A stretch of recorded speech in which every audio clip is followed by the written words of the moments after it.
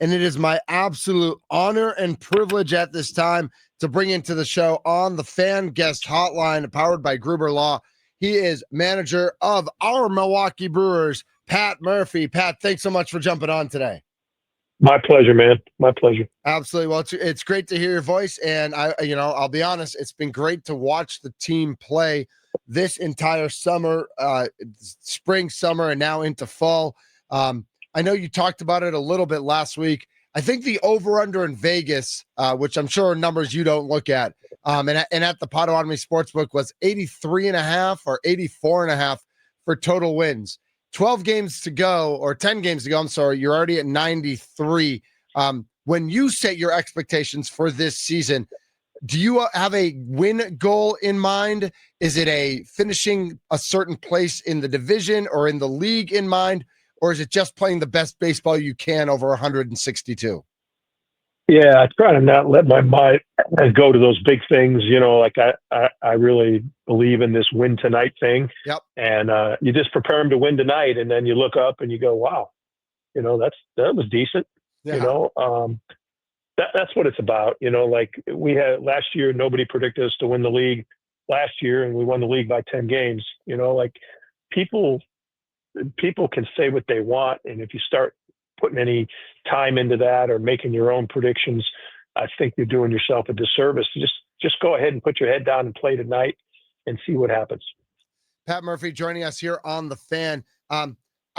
It's easy. I don't know if it's easy, actually, I should say.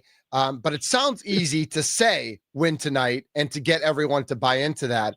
But when you have an 11-game winning streak, when you have a 14-game winning streak, when there are outside influences who are looking at the standings or potential playoff matchups or whatever that might be, how hard is it to focus on that win tonight in the clubhouse and make sure that everybody's on board and not, and if people do peek at the standings, that it's maybe okay to peek at it once, but not to get caught up in that sort of thing? Right. I mean, it's hard to control. These are young minds and our minds. I mean, young or old, we're still at times undisciplined, and it's a difficult task. It's the mental toughness that it takes to stay in the now is incredible. It just is. Yeah. That's what it is. It's mental toughness. The mental toughness to stay in the now is really, really hard. And if players can start to take that journey and realize, wow, this is hard, but knowing that that's the journey that can lead you to a lot of success because your mind's on the right stuff, that's toughness. Brewers manager Pat Murphy joining us here on Middays with Thunder. Pat, this is Tommy Wirtz here, was on the phone with you earlier. But you talk about the mental toughness with this team, and it also comes with such strong mental toughness with such little experience in the big leagues this season specifically. Right. You have a bunch of different rookies that have played massive roles for you this year, whether it is, a Chad Patrick on the pitching side or how the breakout season of Isaac Collins and Caleb Durbin. How do you credit the young guys to have that mental toughness so early in their career and able to sustain it at least for 90% of a season? Like, where do you go with the credit on that outcome for your team? Yeah, I mean, I don't think credit is even anything that we should talk about. It's credibility is what we talk about. Do those players develop credibility to be able to sustain it? And are they trusted by their teammates? And that's the credit word that we talk about is credibility. Who gets the credit? Who cares? Mm-hmm. That's just not our deal. But you're right for picking out, like, these are young players that no one had on their roster. A lot of these players on our roster wouldn't make the Dodgers or the Phillies or the Cubs or the Padres. They wouldn't make the team, but they make our team because we're the sum of the parts. Like, we don't have a bunch of superstars. We don't. But we have guys that want to grind. We have guys that want to fight you and have that mental toughness for the now. Now, it's been amazing what these guys have achieved. They really have. And I'm really proud of them. We got a lot of season left, and we're beat up. We're beat up badly. We got guys going on one leg. We got guys with all sorts of physical ailments.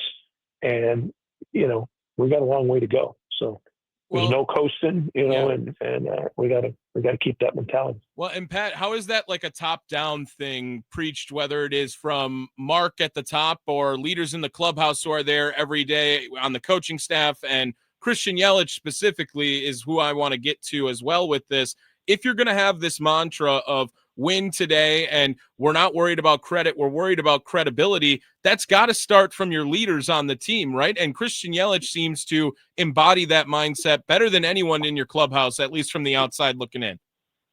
I mean, he's incredible. I don't know better than anyone else or whatever at it. He's just been at it the longest. Sure. He's cool, calm, collected.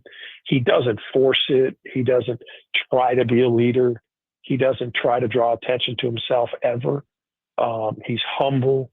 He's sincere. He's authentic. And he provides such great example that it's a lesson on leadership. And he gives his opinion and he speaks up, but in really good doses. You know what I mean? In really good doses. He's critical to this ball club. Pat Murphy joining us on the Fan Guest Hotline, powered by Gruber Law.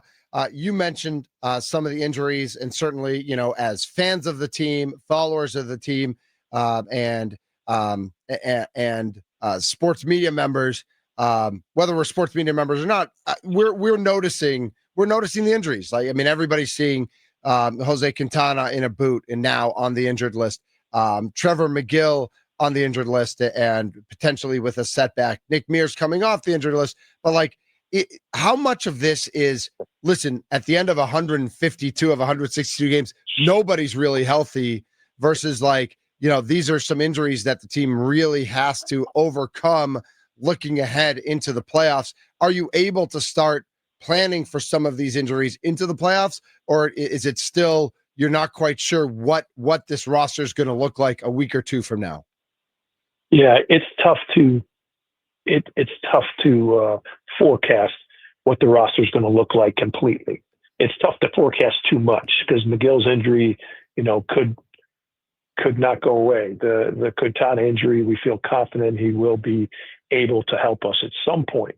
But look, guys, we got to finish this to the finish line. Yeah. We got to finish it the right way. Yep. We've got tough opponents, maybe the toughest schedule of anybody because of familiarity and being on the road so much. And the pitchers we're facing, all that kind of comes into play. And we got to understand we've always overcome things. We played last year, won the league by 10 games. Yelich only played 73 games for us. Yep. Devin Williams played half the season. It's the who, it's the collection working together. And I think we're going to have to do it that way because we're not going to match up with any team in the postseason man for man. We match up in a different way. We match up and here we are, here's how we play, let's see how we do it. So I'm not even there yet mentally, I'm just yeah. You're waiting there. You're a day at a time. I get that. And I think that's a great mindset that everyone can live by more than just past baseball. Right. And when did you realize, or when were you trying to implement that philosophy into your clubhouse, Pat, this season? When did you realize that that's when you could get the best out of this group of Milwaukee Brewers, where it is, hey, we can have goals, but we can't focus on those goals until we get done with our business today. When did you realize that was going to be the best message? And when did you see a turn with the team on when they really bought into that message this year? Yeah, I've had that message since the day I started as manager. It's been win tonight, and it's been all about the now and playing in the now. So it's even tough doing these interviews talking about going forward, but it's part of my job, so I do it. And you guys seem like really nice guys. So we try. We try. Yeah. And we're fans. Honestly, I know we're in the media, but we're fans too. So cool. We cheer for you guys literally every day. Nice. This is always something. It's pretty simple. It's but like you mentioned astutely, executing it is the hard part. Yeah. I say all this stuff, but do I really live it? Do I live it? And that's the difference, man. And if we got to keep our head that way. And the belief system, do you really believe? You know, are you positive about how you think? I mean, that's an area where I get crazy. I get negative and negative thinking and what if. And I guess that's part of my job. But ultimately, you got to believe in your core, like a spirit, like there's something special. Let's let this team play it out. There's something special about this group. I mean, we started the season, guys. We started the season of the pitchers on our roster right now. Only one, Freddie Peralta. Now Mears is back. No, Mears wasn't with us. Freddie Peralta and Koenig are the only two guys that opened the season out able to pitch. Wow. Freddie Peralta and Koenig, the only two guys opened the season. We had 11 other pitchers out that opened the season in New York, and we sustained that. We got through that. So nobody's had bigger adversity than us, but we've come together, and you know, there's been a lot of consistent play, and like you guys mentioned, some of these rookies, they're cliffhangers. You know what I mean? They don't know if their locker's going to be there. They don't know if they're getting sent to AAA when I call them in. You know, it's a beautiful thing. They play hard, and their season is successful already. No matter how it goes forward, they've had a great season and represented the city well and the Milwaukee Brewers well. Well, and Pat, as you talk about the team, you talk about some of the rookies, the special season that it's been. And I think sometimes it's hard for us as fans and as media members to like know who to focus on. You guys talked about Christian Yelich for a little bit, and we talked about on our show, one of our topics was, is Christian Yelich underappreciated? Because Andrew Vaughn is terrible with the White Sox, gets sent down, and all of a sudden he's the best player in baseball in July. And then what Caleb Durbin's done, what Isaac Collins has done, Bryce Terang all of a sudden is Babe Ruth and the best power hitter in August and is unbelievable. And then you look at what Freddie Peralta's done with 17 wins with a 2.65 ERA. Quinn Priester, he's pitched in 18 straight games. You guys have won 18 straight games that he's pitched in. There's so many different storylines that when you get asked questions at post-game press conferences or you do interviews like this, like how do you know what storyline that people want to hear about, or are you interested in some of these guys' backgrounds and where they came from and how they got to where they are today? Like there's so much we could talk for hours and get, it would take hours to get through each player's actually interesting story, and you get to deal with that every day. I do, and it's a privilege. That's what I can tell you. It's a privilege to be around these guys. They all do have a great story, but they didn't get here. And we really got to credit our front office for, just understanding what fits here. It really, it's a difference maker. So. Pat Murphy, Brewers manager, joining us here on Middays with Thunder. Brewers set to take on the Angels today, 6:40 first pitch from American Family Field. I have just one more question for you here, Pat. I never had the opportunity to meet Bob Uecker in my lifetime, which is a huge regret in my life. I was even employed when I was 18 with the Brewers and never found my way over there. What would his reaction to this season be so far? How would he be going throughout this? I mean, it's been an awesome run throughout the summer, and you see a lot of great stories and a lot of great moments. You have the burgers for the city and the moments of Miz coming up and being an all-star, right? Like the pancakes. The pancakes, I'm assuming Bob would have shared a pancake with you, at least from what I know. But what can you imagine? The first year without him and forever with this organization, and how would he have reacted to what's going on this summer?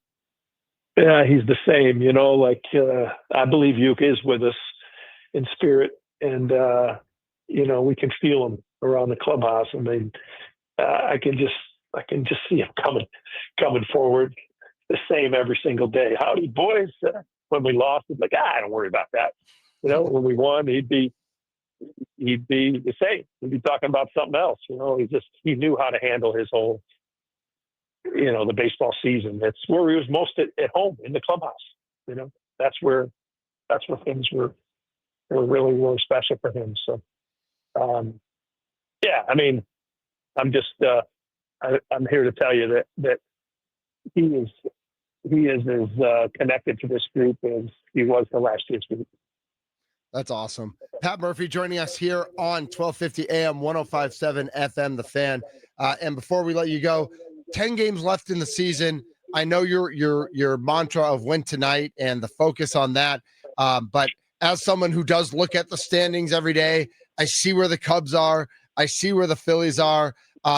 What would it mean to this team to not have to play in the wild card round, knowing kind of the heartache over the past few years and specifically last year, and with the injuries, knowing that there might be a few extra days to rest if things go the right way the rest of the season?